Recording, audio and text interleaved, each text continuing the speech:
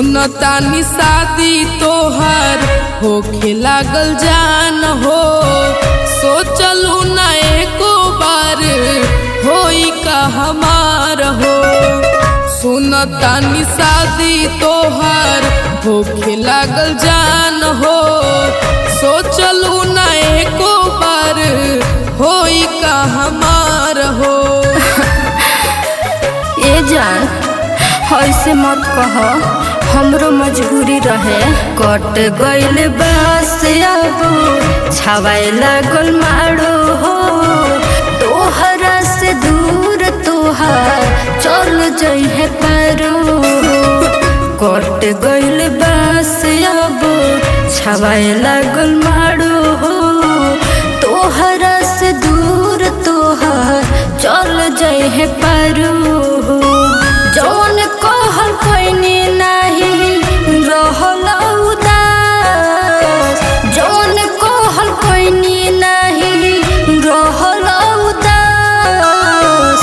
भल तोके छोड़ जात बानिए मजनुआ, दिल में रहब तू हमार।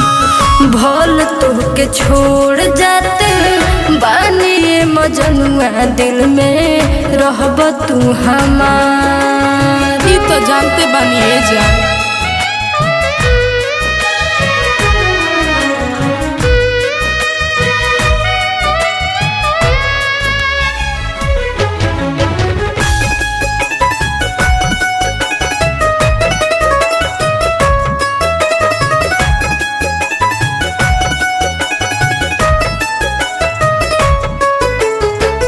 कोई प्यार तो से बाकी भैनी ना तोहार हो।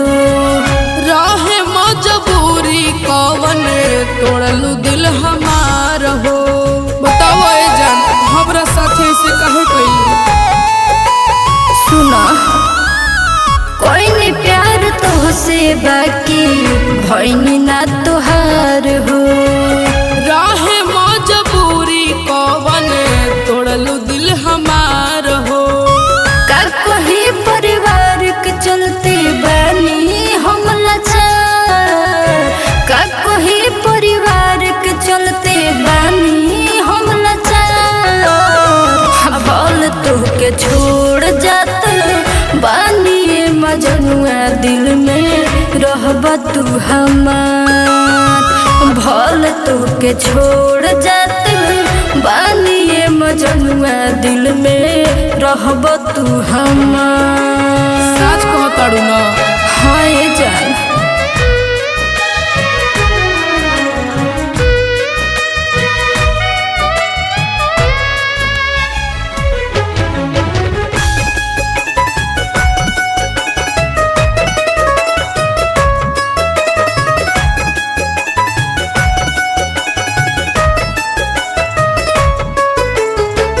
अब अगला जन्म में होई मुलाकात हो।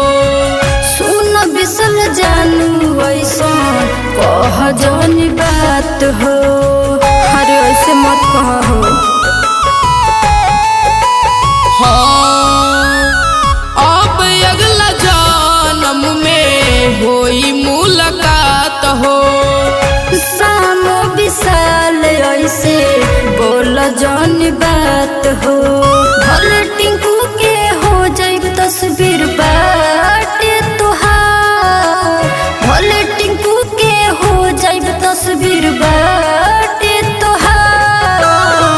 भल तोहके छोड़ जात बानिए मजनुआ, दिल में रहब तू हमार।